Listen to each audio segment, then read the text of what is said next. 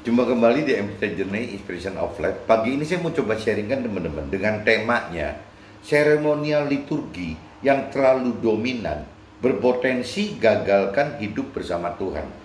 Ini maksudnya teman-teman di dalam hal rohani ya, apabila seremonial liturgi itu dominan sekali dalam acara-acara apa di dalam tempat ibadah kita, itu berpotensi malah menggagalkan hidup bersama Tuhan itu, karena cara-cara yang Tuhan ajarkan itu sebenarnya bukan seperti itu teman-teman. Nanti coba kita gali lebih dalam gitu.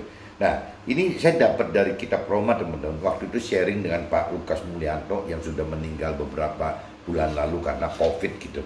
Nah, ini saya sempat sharingkan pada tahun 2017 teman-teman. Nah, ini urusannya kenapa ya kok bisa seperti ini gitu. Nah, ini nanti kita kupas di draft saya. Nah, saya bacakan dulu. Dasarnya itu teman-teman dari kitab Roma pasal 8 ayat 31 sampai 37, dan dari kitab Yohanes pasal 4 ayatnya 20 sampai 29 teman-teman. Nah, ini dikatakan kalau kita baca di kitab Roma pasal 8 ayat 31 37 teman-teman, bunyinya ini judul perikopnya keyakinan iman teman. Kalau judul perikopnya keyakinan iman gitu. Sebab itu, apakah yang akan kita katakan tentang semuanya itu? Jika Allah di pihak kita, siapakah yang akan melawan kita? Ia yang tidak menyayangkan anak-anaknya sendiri, tetapi yang menyerahkannya bagi kita semua. Bagaimanakah mungkin ia tidak mengaruniakan segala sesuatu kepada kita bersama-sama dengan Dia? Siapakah yang akan menggugat orang-orang pilihan Allah? Allah yang membenarkan mereka, siapakah yang akan menghukum mereka? Yesus yang telah mati, bahkan lebih lagi yang telah bangkit dan juga duduk sebelah kanan Allah, yang malah menjadi pembela bagi kita. Siapakah yang akan memisahkan kita dari kasih Yesus itu?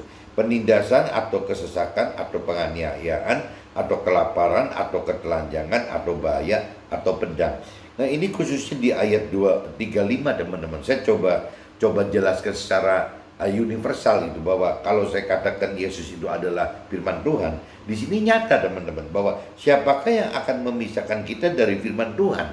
Penindasan atau kesesakan atau penganiayaan atau kelaparan atau ketelanjangan atau bahaya atau pedang. Nah, di sini nyata teman-teman. Jadi apabila kita melakukan firman Tuhan, konsekuensinya itu seperti ini teman-teman. Nah, ini hal-hal seperti ini kadang-kadang untuk orang yang teman-teman atau keluarga saya yang tidak mengenal, belum mengerti kedalaman akan firman Tuhan, dianggapnya apabila kita hidup bersama Tuhan itu, di dalam Tuhan itu ya kita lancar-lancar saja gitu. Malah kalau lihat dari sisi firman, isinya firman malah kebalik teman-teman. Contohnya yang ini, yang di kitab Roma pasal 8 ayat 35 gitu. Ya, bagaimana kalau kita, siapa yang akan memisahkan kita dari firman Tuhan? Ya, ini dinyatakan jelas teman-teman bahwa ya melakukan firman itu ada asumsi mengalami gitu. Ya, penindasan atau kesesakan atau penganiayaan atau kelaparan atau ketelanjangan atau bahaya atau pedang. Jadi konsekuensinya malah itu teman-teman. Karena parameter hidup sesuai rancangan kehendak Tuhan itu bukan parameternya seperti orang dunia pada umumnya inginkan gitu. Ya, kalau orang dunia inginkan kan yang namanya hidup itu ya bagaimana sukses duniawi, bahagia duniawi, yang ditargetkan itu teman-teman. Ya, ukurannya itu adalah ukuran duniawi gitu. Tapi begitu kita sudah lebih dalam mengerti akan Tuhan, justru target hidup kita itu bukan cuman kesusahan duniawi dan kebahagiaan duniawi, itu malah nggak terlalu penting gitu bagi dari sisi firman Tuhan, dari sisi Tuhan Allah, dan dari sisi rohani gitu. Itu nggak terlalu penting. Yang penting itu ya bagaimana caranya kita mencapai keselamatan akhirat gitu. Bagaimana kita mendapatkan keselamatan tubuh jiwa roh kita gitu. Itu yang diutamakan itu. Kenapa? Karena keselamatan akhirat atau keselamatan jiwa, tubuh dan roh kita itu adalah keselamatan yang kekal, teman. Sedangkan sukses duniawi dan bahagia dunia itu kan sifatnya temporary dan tidak dibawa, teman. Tidak dibawa ke dalam ya alam akhirat yang nanti kita bakal hadapi, teman-teman. Nah, selalu firman Tuhan ingatkan itu. Tetapi karena manusia, saya sebelum saya lebih mengenal-mengerti akan firman Tuhan, atau mungkin keluarga saya atau teman saya yang belum mengenal-mengerti akan firman Tuhan gitu, ya asumsinya selalu salah gitu, misunderstanding gitu. Jadi seolah ikut Tuhan itu, ya yang saya sering katakan jadi seperti bagaimana mencari supaya keberhasilan gitu, keberhasilan duniawi. Ya, kayak orang di dunianya mungkin ya itu pakai istilah apa Jawa atau apa ya, pesugihan itu. Jadi jadikan Tuhan itu sebagai alat bagaimana untuk mencapai sukses duniawi dan bahagia duniawi. Dan itu yang salah teman, karena contoh di kitab Roma pasal 8 ayat 35 aja sudah menyatakan begitu. Ini di 36-nya teman-teman, seperti ada tertulis, oleh karena Tuhan gitu, karena Tuhan Allah, karena firman Tuhan, kami ada dalam bahaya maut sepanjang hari. Kami telah dianggap sebagai domba-domba sembelihan. Nah ini juga kan mempertegas lagi teman, ayat 36-nya gitu. Ya jadi seperti ada tertulis, oleh karena firman Tuhan, kita ada dalam bahaya maut sepanjang hari, kami telah dianggap domba-domba sembelihan. Nah, kenapa sih kita disebutnya dalam bahaya maut? Kenapa sih kita disebut domba-domba sembelihan gitu? Ya karena kembali lagi teman, dianggap tidak wajar teman. Kehidupan sesuai perintah peraturan firman Tuhan itu dianggap oleh dunia tidak wajar gitu. Nah ini akan jadi yang disebut maut itu, ya kita akan berhadapan dengan banyak sekali orang gitu yang menentang kita, banyak sekali manusia menentang kita gitu, yang baik itu masyarakat, baik itu komunitas, baik itu keluarga besar, keluarga kecil, bahkan keluarga sendiri, yang baik itu mertua atau orang tua atau anak-anak, bahkan pasangan kita sendiri teman. Itu yang disebut bahaya maut itu seperti itu teman. Jadi kita itu jadi benar-benar hidup itu menderita sekali teman, karena ditentang seperti itu. Jadi seolah-olah kesannya kita tuh seperti apa sih, domba yang jadi sembelihan saja gitu. Jadi kayak kalau zaman dulu itu disebutnya kan korban teman. Domba itu kan banyaknya untuk korban gitu, korban pengganti manusia gitu. Ya seolah begitu teman-teman. Tetapi dalam semuanya itu kita lebih daripada orang-orang yang menang oleh firman Tuhan, oleh Tuhan Allah yang telah mengasihi kita. Jadi kembali lagi, apabila kita taat dan tidak takut melakukan firman Tuhan, ya tetap pada ujungnya gitu teman-teman. Ya dalam semuanya itu kita lebih daripada orang-orang yang menang, ujungnya kita akan menang oleh Tuhan Allah yang telah mengasihi kita. Ini di kitab Roma pasal 8 ayat 31-37 saya udah bacakan teman-teman. Ini supaya bisa langsung masuk ke draft, saya coba langsung cross check dengan kitab Yohanes aja teman. Kitab Yohanes, maju sedikit teman-teman, coba teman-teman cari kitab Yohanes pasalnya pasal 4 ayatnya 20 sampai 29 teman-teman. Kitab Yohanes pasal 4 ayatnya 20 sampai 29. Nenek moyang kami menyembah di atas gunung ini, tetapi kamu katakan bahwa Yerusalemlah tempat orang menyembah gitu. Nah ini kalau kita ngelihat cerita wanita Samaria teman-teman. Wanita Samaria itu, ya kalau orang Samaria itu kalau bicara secara firman Tuhan saat itu gitu, ya dianggapnya orang yang bukan menyembah Tuhan Allah teman-teman, tapi masih menyembah dengan gaya-gaya adat istiadat tradisi orang-orang Samaria waktu itu. Ya mungkin lebih banyak waktu itu kan banyak dewa-dewa seperti dewa Baal, dewa Dagon, Asitoret, segala macam, itu banyak sekali dewa-dewa. Nah orang Samaria itu masih menyembah itu teman-teman, beda dengan orang Yahudi yang sudah menyembah kepada Tuhan Allah gitu. Nah ada seorang wanita Samaria yang nanya begitu, nenek moyang kami menyembah di atas gunung ini. Jadi seolah kalau cerita aturan Samaria ini kalau menyembah itu ya di sini loh, di gunung ini gitu loh. Nah cuman ya banyak orang juga mengatakan bahwa kalau menyembah itu bukan di situ, tapi di Bait Allah, ya adanya di Yerusalem gitu. Waktu itu adanya di Yerusalem gitu. Nah kata Yesus kepadanya, Nabi Isa kepadanya gitu. Kata Nabi Isa atau Yesus kepadanya, percayalah kepadaku, hai perempuan, saatnya akan tiba bahwa kamu akan menyembah Tuhan Allah, bukan di gunung ini dan bukan juga di Yerusalem. Nah jadi Yesus jelaskan gitu ya, nanti ada saatnya setelah kita lebih mengerti akan kebenaran Tuhan, bahwa menyembah itu ya bukan di gunung ini, maksudnya bukan dengan cara-cara adat istiadat dan tradisi, dan juga bukan yang namanya cuma dengan di tempat ibadah itu hanya secara seremonial liturgi saja. Maksudnya gitu teman-teman. Jadi menyembah Tuhan Allah yang benar itu bukan dengan cara adat istiadat atau tradisi, dan juga bukan gitu dengan cara yang baku ya seremonial liturgi saja gitu. Karena di dalam Tuhan itu dua-duanya tidak ada teman-teman. Di dalam adat istiadat tradisi tidak ada Tuhan gitu ya. Di dalam di dalam tempat ibadah yang hanya bicara seremonial liturgi pun tidak ada Tuhan Allah. Tuhan Allah tidak hidup seperti itu gitu. Nah nanti coba di firman ini akan lebih jelas gitu. Ya, kamu menyembah apa yang tidak kamu kenal. Jadi si Yesus Nabi Isa katakan kepada wanita Samaria itu, ya wanita itu menyembah apa yang tidak orang kenal gitu, mereka kenal atau si wanita itu kenal. Tapi kami menyembah apa yang kami kenal, sebab keselamatan datang daripada orang Yahudi waktu itu, teman-teman. Jadi waktu itu seolah-olah komparasinya itu antara orang yang menyembah dewa dengan orang Yahudi yang menyembah Tuhan Allah. Karena belum ada agama lain, teman-teman. Waktu itu yang namanya agama Nasrani atau agama Muslim itu belum ada, teman. Jadi yang tertua itu memang agama Yahudi gitu. Jadi setelah sekian ratus tahun baru lahir yang namanya agama Nasrani. Nah setelah itu nyambung lagi timbul agama Muslim gitu. Jadi Yahudi itu yang paling tua, agama Samawi yang paling tua ya Yahudi, teman-teman.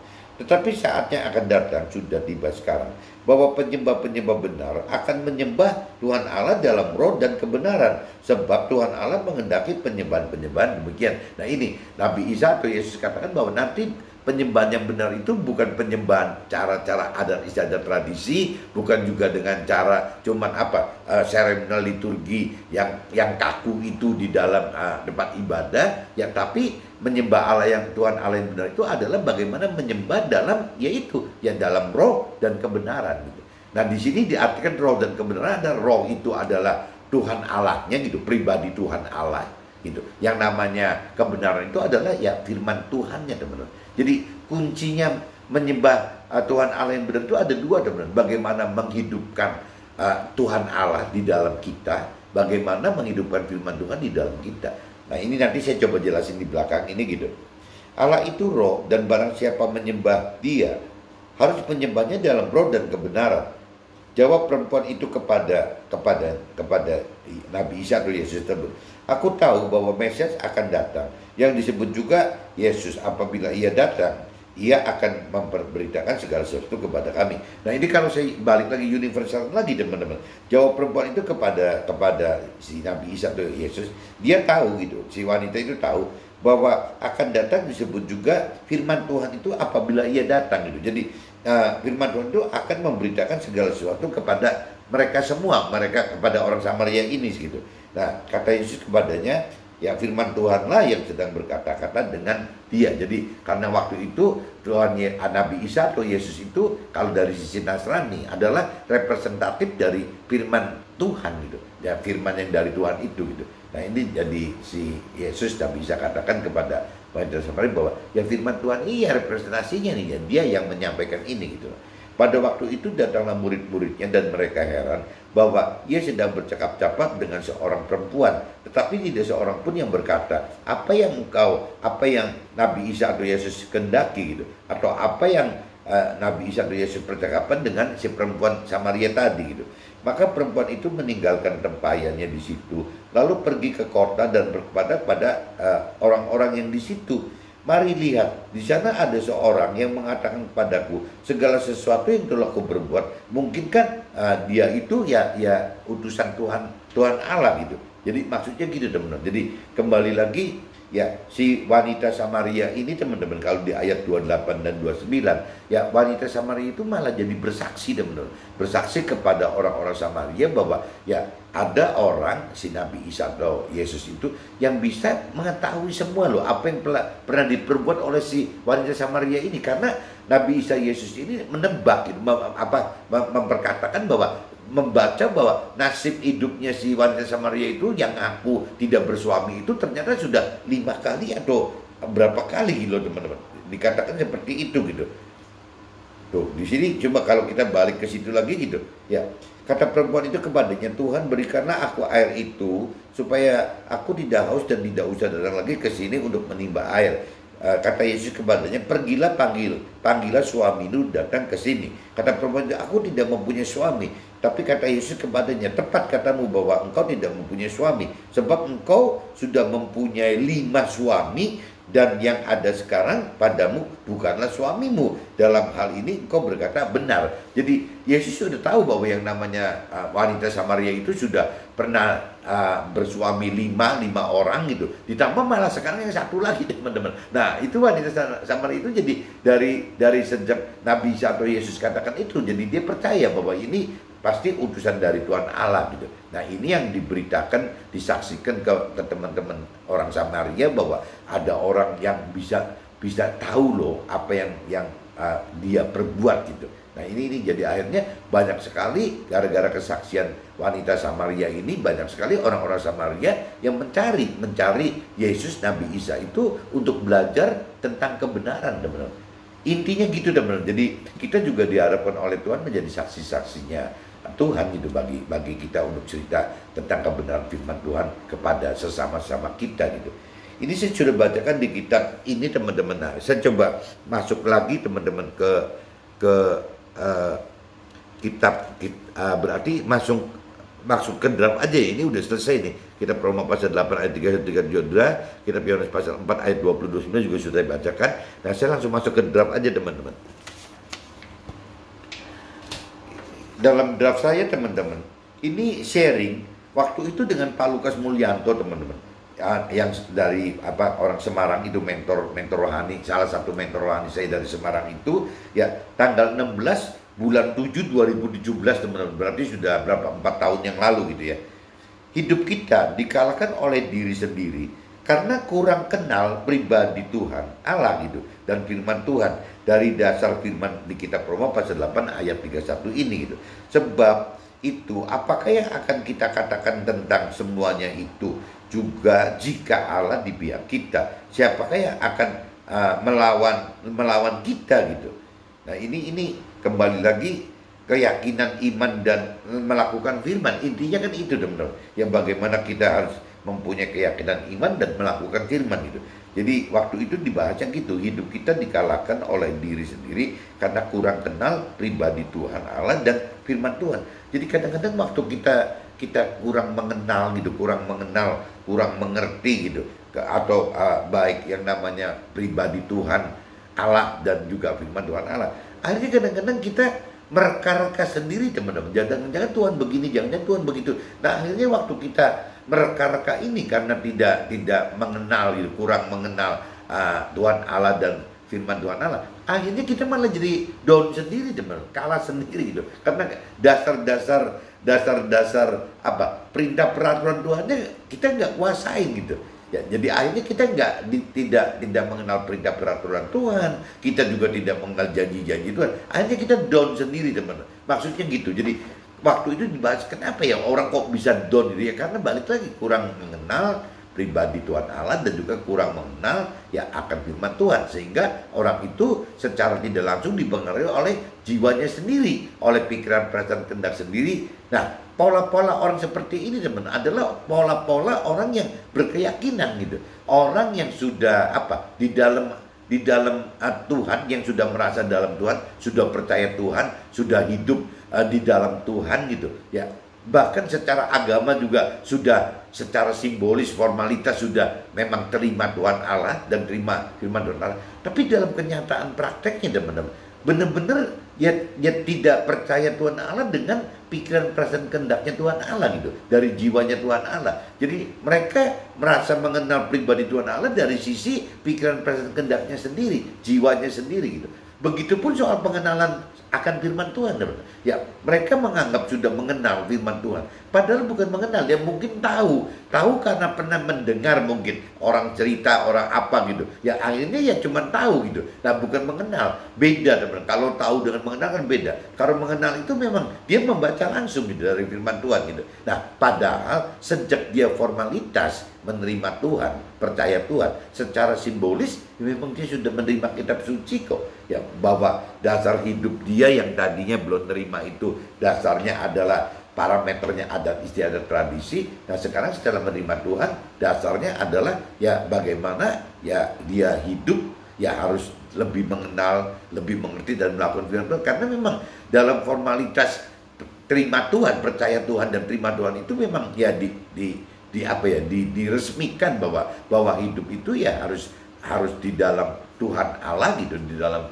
jalannya Tuhan Allah dan juga di dalam firman-Nya Tuhan Allah, di dalam perintah peraturan Tuhan Allah gitu. Nah, ini yang kadang-kadang membuat kita cuman punya keyakinan seperti itu, dalam realita kenyataannya kita tidak dalam posisi itu, teman. Nah, ini yang akhirnya maksud Pak Lukas, ya ini bikin down gitu, bikin down kita orang gitu. Nah, banyak kendala saat kita hendak melakukan firman. Contohnya di kitab Roma pasal 8 ayat 36 sampai 37, teman-teman. Seperti ada tertulis, oleh karena engkau, maksud di sini engkau itu adalah Tuhan Allah dan firman Tuhan gitu. Kami ada dalam bahaya maut sepanjang hari. Kami telah dianggap domba-domba sembelihan. Nah, ayat 37-nya itu tadi 36, sekarang ayat 37-nya. Tetapi dalam semuanya itu, kita lebih daripada orang-orang yang menang oleh Dia. Maksudnya Dia di sini ada Tuhan Allah yang telah mengasihi kita. Nah, ini tadi saya sebelumnya juga sempat katakan gitu, ya, bahwa yang namanya melakukan firman, teman-teman, apabila kita lebih dalam mengenal firman Tuhan, apabila kita lebih dalam mengerti firman Tuhan, dan apabila kita tetap berani melakukan firman Tuhan, konsekuensi tadi dikatakan firman tadi, teman-teman, bahwa melakukan firman itu banyak sekali kendala-kendala yang berbeda dengan kewajaran duniawi, teman-teman. Jadi seolah-olah di sini, ya, kalau dari sisi yang tadi di kitab Roma pasal 8 ayat 35 gitu, ya, karena ketidakwajaran melakukan firman Tuhan oleh dunia gitu, ya, kita ini ya terus-terusan akan mengalami penindasan atau kesesakan atau penganiayaan atau kelaparan atau ketelanjangan atau bahaya atau benda. Nah, hal-hal seperti ini, teman-teman, oleh orang dunia itu dihindari, teman-teman, karena dianggapnya tidak wajar gitu, bertentangan dengan dunia, orang manusia pada umumnya, dunia pada umumnya gitu. Nah, ini yang jadi kendala, teman. Waktu kita menjadi pelaku firman, kita ini menghadapi seperti ini, teman. Apabila kita taat dan takut akan firman Tuhan, berarti kan kita melakukan firman Tuhan. Waktu kita melakukan firman Tuhan, berarti kita hidup harus mengenal, mengerti akan firman Tuhan. Nah, waktu kita mengenal, mengerti dan melakukan ini tanpa ada firman, tanpa ada roh Tuhan gitu, ya, tidak akan kita mampu mengerti dan tidak akan mampu melakukan firman Tuhan. Nah, waktu kita hidupkan roh Tuhan di dalam roh kita, akhirnya kita jadi mampu mengerti dan melakukan firman Tuhan. Waktu kita mampu mengerti dan melakukan firman Tuhan, timbul kendala, teman-teman. Orang dunia anggap kita tidak wajar, orang dunia anggap kita aneh, bahkan tidak waras gitu. Nah, akhirnya ya kita jadi merasa seperti ditindas gitu. Hidup kita seperti dinista, ditindas, disudutkan, dikucilkan, bahkan oleh yang itu sampai ujung-ujungnya oleh masyarakat, oleh komunitas, oleh keluarga besar, oleh keluarga kecil, oleh keluarga sendiri, bahkan sampai ke pasangan sendiri, teman-teman. Ini jangan aneh, teman. Kalau kita menjadi pelaku firman itu, ya kita konsekuensinya akan menghadapi begini. Nah, cuman Tuhan katakan gitu bahwa tetapi dalam semuanya itu, ya, kita lebih daripada orang yang menang oleh Tuhan Allah yang telah mengasihi kita gitu. Jadi tetap aja ujung-ujungnya waktu kita ditindas, ditekan, dicemooh, di segala macam gitu, ya tetap, teman, kalau kita tetap bersikukuh berpegang kepada perintah peraturan firman Tuhan, ya, untuk menuai janji-janjinya, dan juga kita hidup dengan taat, berani melakukan firman Tuhan, ya Tuhan janjikan ya kemenangan gitu pada akhirnya gitu. Kenapa kemenangannya? Karena kita taat melakukan firman Tuhan, sehingga Tuhan wajar saja gitu, selayaknya Tuhan mengasihi kita sebagai pelaku firman. Pasti Tuhan akan melindungi kita, teman-teman. Nah, maksudnya di ayat 37-nya gitu, teman-teman.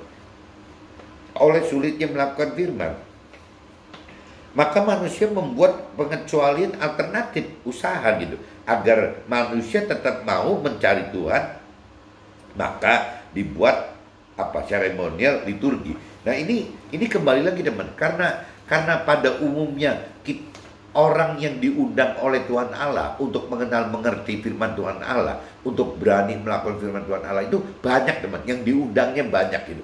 Tapi yang benar-benar terpilih pada akhirnya gitu, itu sedikit sekali, teman-teman. Nah, berarti si mentor rohani atau rohaniawan gitu, atau secara agama gitu, ya berpikirkan bagaimana sih caranya gitu, supaya orang-orang ini mau tetap mencari Tuhan gitu. Ya, dengan cara ya tidak cuma ngikuti hal-hal duniawi.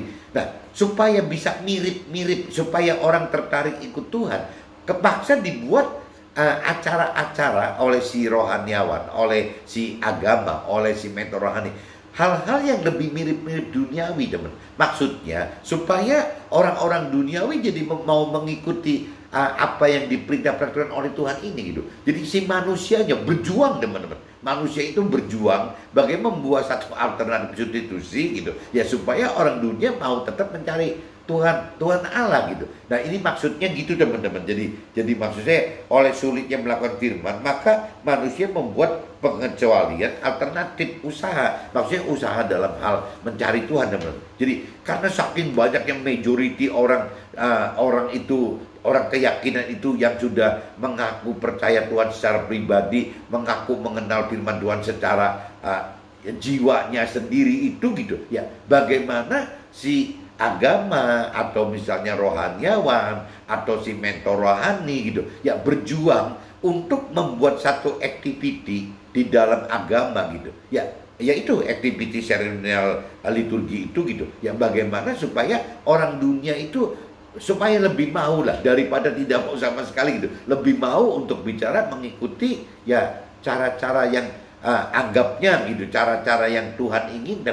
Padahal ini juga bisa menyesatkan lagi teman-teman, karena belum tentu yang dilakukan oleh agama, yang dilakukan oleh rohaniawan, yang dilakukan oleh mentor rohani yang maksudnya menarik orang yang berkeyakinan itu untuk bisa tetap mencari Tuhan dan firman Tuhan gitu, mencari pribadi Tuhan Allah dan firman Tuhan dengan cara membuat pengecualian alternatif usaha ini gitu. Ini malah bisa makin menyesatkan lagi teman-teman. Jadi caranya itu bisa makin salah lagi gitu. Nah yang saya tahu teman-teman, yang namanya seremonial liturgi pada umumnya teman-teman, pada umumnya gitu ya, misalnya pertama khotbah di dalam dari firman Tuhan itu diarahkan hanya kepada pengharapan tuayan tubuh gitu. Kenapa? Karena kembali lagi seleranya orang-orang duniawi atau orang yang berkeyakinan itu gitu. Ya, memang yang dicari itu adalah kesusahan duniawi dan kebahagiaan duniawi. Berarti yang terkaitnya kalau kita bicara tubuh jiwa roh gitu, lebih bicara dari sisi tubuhnya gitu. Nah, akhirnya kepaksa kan yang namanya rohaniawan atau mentor rohani membuat acara, bagaimana caranya ya dengan salah satu itu berkhotbah gitu di tempat ibadah, tapi materinya teman-teman selalu bicara soal kesusahan duniawi, kebahagiaan duniawi. Nah kalau di teman-teman, kalau di kitab Nasrani teman-teman, ini bagi teman-teman yang di Muslim atau di agama lain gitu. Kalau di kitab Nasrani teman-teman, kebenaran yang namanya kitab suci itu terbagi jadi dua bagian teman-teman. Ada kitab perjanjian lama dan kitab perjanjian baru. Dan banyak orang Nasrani yang rohaniawan dan mentor rohani itu bagaimana caranya untuk menarik orang-orang berkeyakinan itu ya masuk ke dalam tempat ibadah ya dengan cara begitu teman-teman. Akhirnya ya saya nggak ngerti, nggak terpaksa saya nggak ngerti, tapi yang jelas materi khotbah firman Tuhannya ya itu ada di tentang kitab perjanjian lama gitu. Padahal kitab perjanjian lama itu kan kalau bicara dari sisi Nasrani itu kan cuma sebagai dasar supaya orang tertarik dengan pribadi Tuhan dan firman Tuhan. Tapi begitu nanti orang ini sudah lebih dewasa rohani, ya nanti akan dibawa ke dalam kitab perjanjian baru. Nah di kitab perjanjian baru lebih bicara bukan kesusahan duniawi atau kebahagiaan duniawi. Di kitab perjanjian baru itu zamannya Nabi Isa atau Yesus ini lebih bicara bagaimana menghidupkan roh gitu dan kebenaran. Roh itu adalah bagaimana menghidupkan roh Tuhan Allah gitu ya, melalui roh Tuhan yang Tuhan sudah sediakan bagi setiap manusia, dan juga bagaimana manusia bisa melakukan firman Tuhan gitu teman-teman. Jadi kuncinya di situ gitu. Jadi bukan dengan cuman perjanjian di kitab perjanjian lama, bukan janji-janji Tuhan di kitab perjanjian lama gitu. Jadi kitab perjanjian baru itu adalah ya janji-janji Tuhan bicara bagaimana untuk mendapatkan hidup dalam keselamatan akhirat, hidup dalam keselamatan jiwa gitu. Bukan hidup dalam arti kata hanya sukses duniawi atau bagian duniawi yang sifatnya fana itu gitu. Jadi cumanya kembali lagi teman, banyak orang yang tadi saya katakan bukan orang berkeyakinan itu orang yang belum beragama loh. Ini maksudnya itu orang berkeyakinan teman-teman saya di Nasrani yang sudah beragama gitu, beragama Nasrani gitu sudah gitu. Tapi pola pikirnya ya dengan keyakinan jiwanya sendiri ya, bahwa Tuhan Allah itu dipersepsikan dari jiwanya sendiri, dari pikiran perasaan sendiri, dan firman Tuhan pun dipikirkan, dirasakan, dikehendaki sesuai jiwanya sendiri. Jadi akhirnya tidak ada bau-baunya terkait dengan jiwanya Tuhan gitu. Pikiran perasaan kehendak Tuhan itu nggak dibawa teman-teman. Nah, kalau kita tidak menghidupkan roh Tuhan di dalam kita, kita tidak menghidupkan firman Tuhan di dalam kita, ya memang kita nggak bisa tahu kok, ya apa jiwanya Tuhan gitu. Bahwa pikiran perasaan kita maunya apa, kita nggak tahu teman-teman. Jadi memang mesti menghidupkan itu gitu. Bagaimana menghidupkan roh Tuhan dan juga bagaimana menghidupkan firman Tuhan. Baru tahu gitu. Apa sih yang di dalam pikiran perasaan kehendaknya Tuhan Allah gitu. Itu baru tahu teman-teman. Nah, ini yang pertama itu saya katakan begitu teman. Jadi ada tempat apa agama atau aliran gitu yang si rohaniawan atau mentor rohaninya itu ya begitu gitu. Bagaimana untuk attract, untuk menarik jadi umatnya gitu ya. Nah, umatnya itu ya dengan cara mengkhotbahkan hal-hal yang hanya bicara dari sisi ya kesuksesan duniawi dan kebahagiaan duniawi. Padahal kalau mengacu Nasrani, saya nggak ngerti di agama lain. Kalau di Nasrani itu, ya kalau sampai kita narik teman-teman keluarga, teman-teman gitu, atau umatnya ke dalam perjanjian lama, dalam arti kata sukses duniawi dan bahagia duniawi, ini berarti ya masih bayi atau kanak-kanak rohani teman-teman. Nah, sampai misalnya si mentor rohani itu kalau setat ngomong begitu gitu ya, atau rohaniawi itu bicara setatnya ngomong begitu, masih nggak apa-apa teman. Tapi ujungnya kan harus tetap diarahkan bahwa harus dewasa rohani kan. Berarti bukan cuma sekedar terus-menerus sampai meninggalnya umatnya gitu ya, keluarga kitanya, teman-teman kitanya gitu ya, sampai meninggal tidak diperkenalkan masuk ke dalam yang kita perjanjian baru itu gitu ya, bagaimana untuk mendapatkan keselamatan akhirat atau keselamatan jiwa itu yang terjadi banyaknya gitu teman-teman. Nah, ini yang nomor satu itu gitu. Jadi khotbah firman Tuhannya diarahkan hanya kepada pengharapan tuayan tubuh saja gitu ya. Yang kedua teman-teman, biasanya gitu ada satu aliran yang terus-terusan mengekspos pujian dan penyembahannya teman-teman.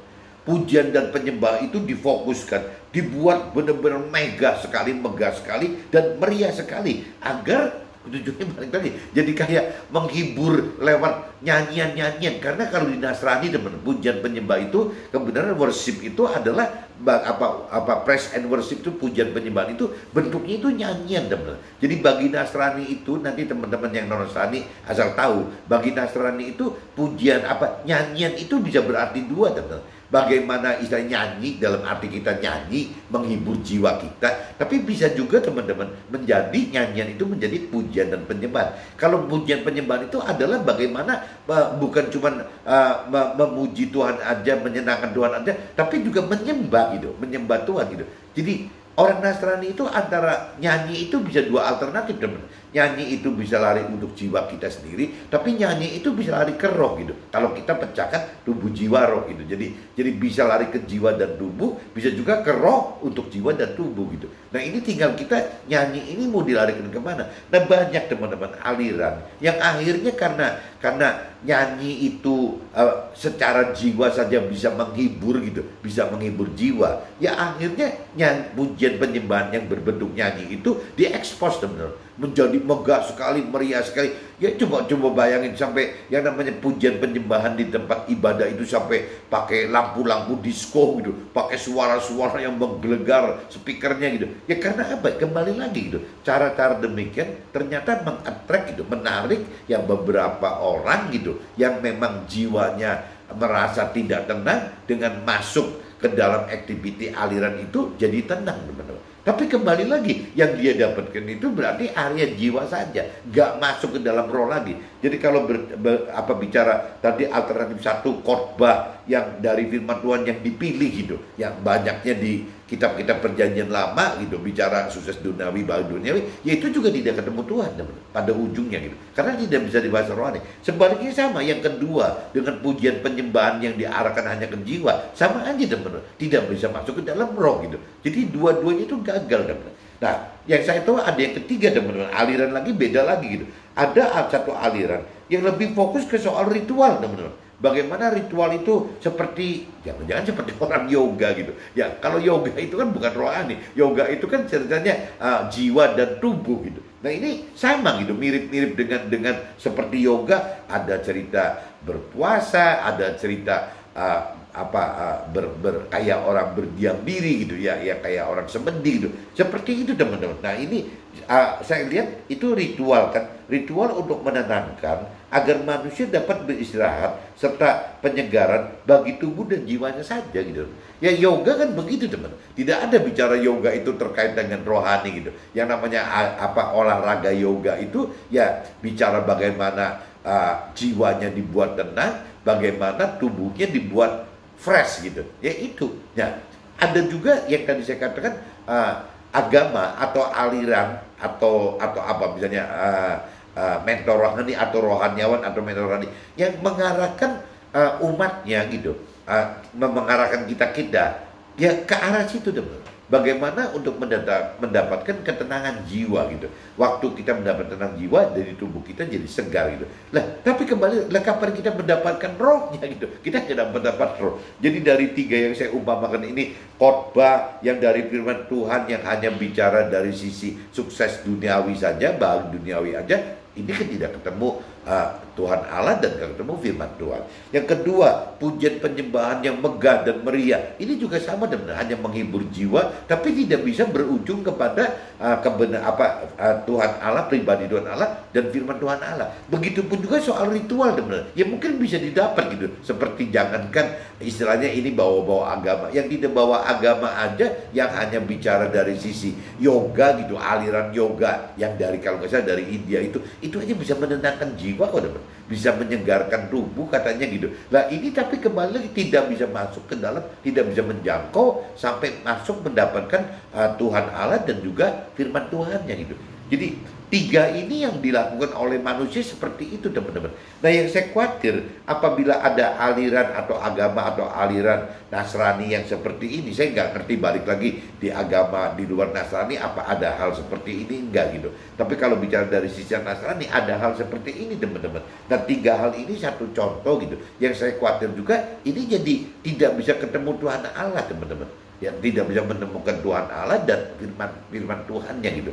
Nah ini kan kasihan teman-teman. Jadi bedanya apa gitu sama wanita Samaria yang tadi gitu. Ya istilahnya bedanya apa dengan yang Nabi Isa atau Yesus katakan bahwa yang menyembah itu bukan di gunung sini ya sebab diidentikan dengan bukan menyembah cara tradisi gitu dengan adat istiadat dan juga bukan gitu, bukan juga dengan menyembah di bait di tempat ibadah, tapi karakternya cuma yang ini teman-teman, yang hanya seremonial liturgi saja, yang tadi dijelaskan kan, yang cuma bicaranya khotbah-khotbah soal hal-hal duniawi gitu, ujian-pujian penyembahan yang hanya urusannya jiwa saja gitu, ada yang cerita ritual juga seperti yoga tadi gitu, yang hanya untuk mendapatkan ketenangan jiwa dan kesegaran tubuh saja, yaitu akhirnya yang Nabi Isa Yesus katakan ya itu salah semua gitu. Yang benar itu adalah bagaimana menyembah dalam roh dan kebenaran. Menyembah dalam roh itu dalam arti kata menyembah kepada Tuhan Allah gitu. Ya dengan menghidupkan roh Tuhannya. Dan kebenaran itu adalah ya bagaimana kita hidup di dalam kebenaran firman Tuhan itu. Perintah peraturan firman Tuhan dan janji-janji Tuhan. Itu seperti itu teman-teman.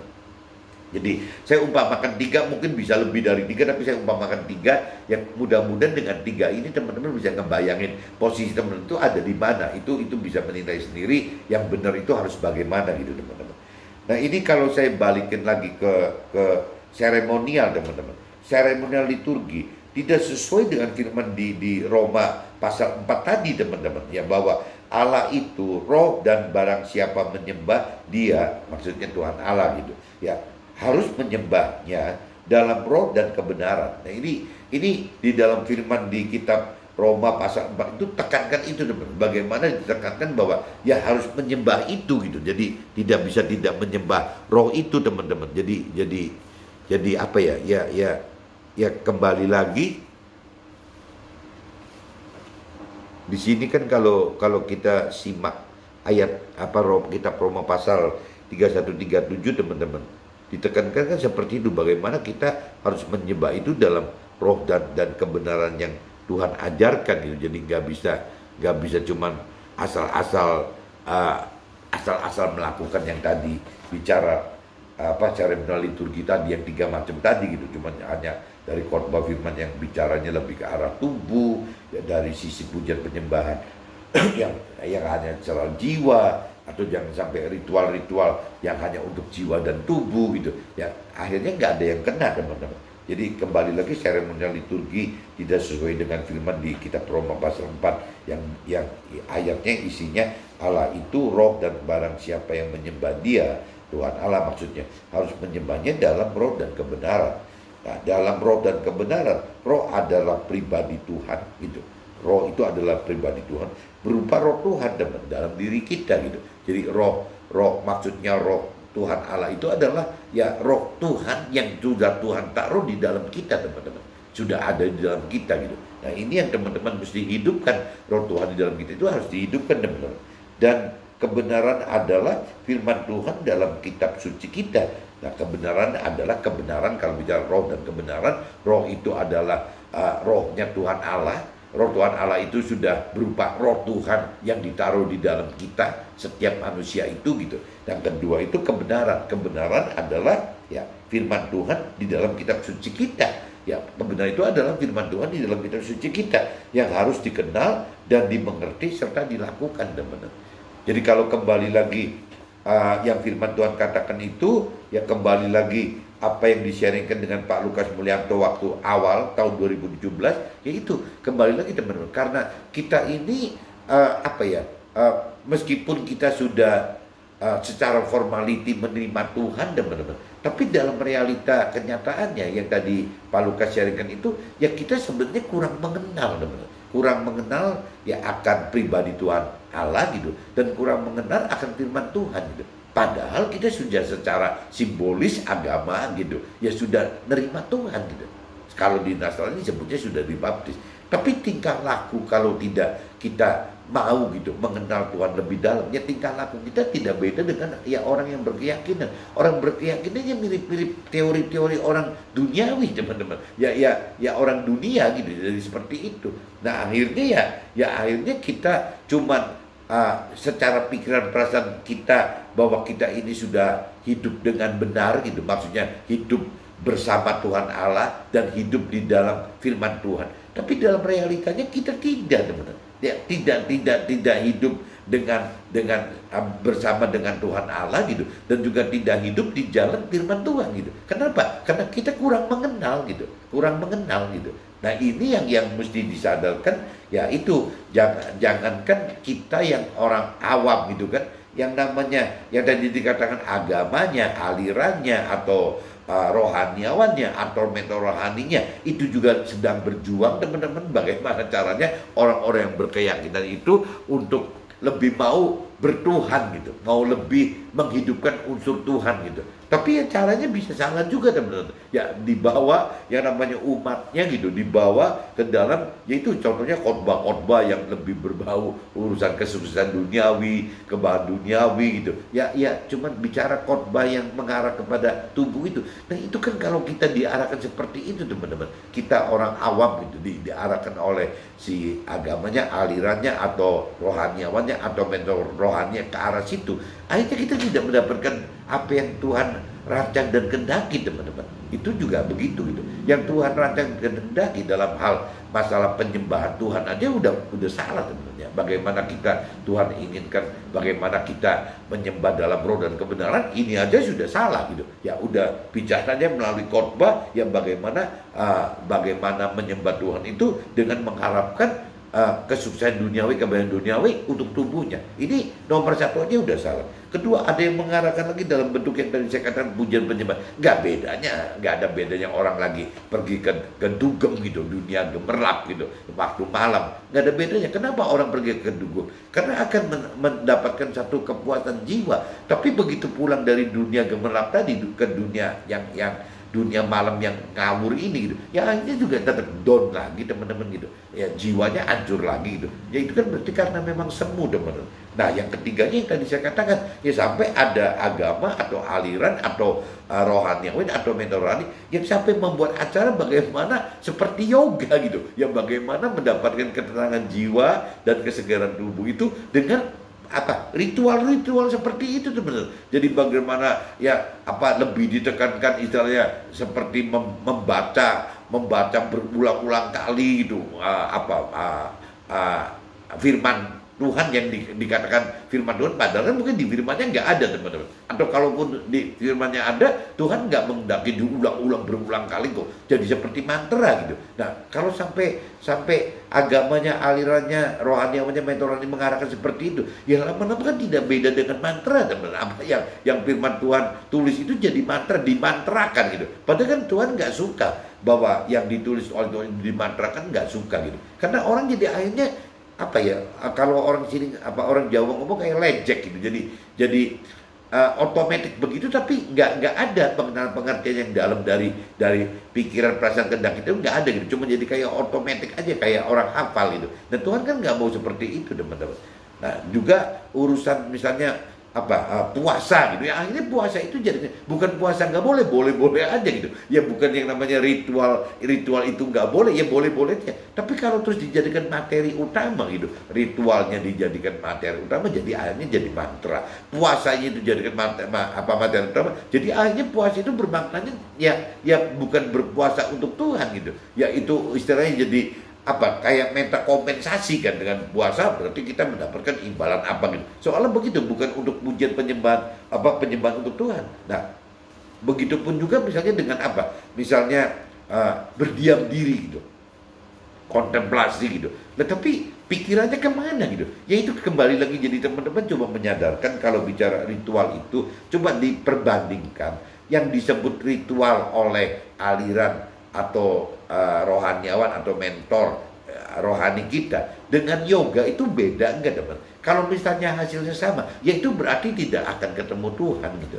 Jadi kembali lagi ya, nanti kita kalau nggak hati-hati, kita menjadi seperti wanita Samaria yang memang tidak atau belum mengenal Tuhan gitu ya. Kita kan nggak mau seperti itu gitu, karena memang dalam realitanya secara formality kita sudah beragama, sudah terima Tuhan, percaya Tuhan, dan harusnya sudah juga mengenal firman Tuhan. Kalau orang Samaria yang dicerita ini kan belum mengenal. Nah ini jadi saya kembalikan lagi, teman-teman harus hati-hati. Yang saya coba hari ini umpamakan itu kan ada tiga bentuk seremonial liturgi gitu yang terlalu dominan. Apabila terlalu dominan ya maksudnya akan berpotensi malah menggagalkan hidup kita bersama Tuhan gitu. Karena yang Tuhan ingin itu bagaimana kita menyembah Tuhan dalam roh dan kebenaran. Roh itu dalam balik lagi untuk dengan Tuhan Allah, bagaimana kita menyembah kepada Tuhan Allah, dan juga kebenaran itu berarti dengan cara-cara sesuai dengan Tuhan. Ini nggak terjadi teman-teman, karena yang dimain tadi itu tidak ada unsur roh. Jadi semua yang khotbah yang tadi bicara sukses duniawi lebih larinya ke tubuh, yang namanya pujian penyembahan yang megah dan gemerlapan meriah itu ujungnya ke jiwa, ritual itu nanti hanya untuk bicara jiwa dan tubuh, yang rohnya nggak ada teman-teman. Mudah-mudahan dengan saya hari ini sharingkan, teman-teman bisa sadar dan secepatnya ya ngikutin apa perintah Tuhan ya, bagaimana menyembah Tuhan dalam roh dan kebenaran. Oke teman-teman, see you, bye-bye.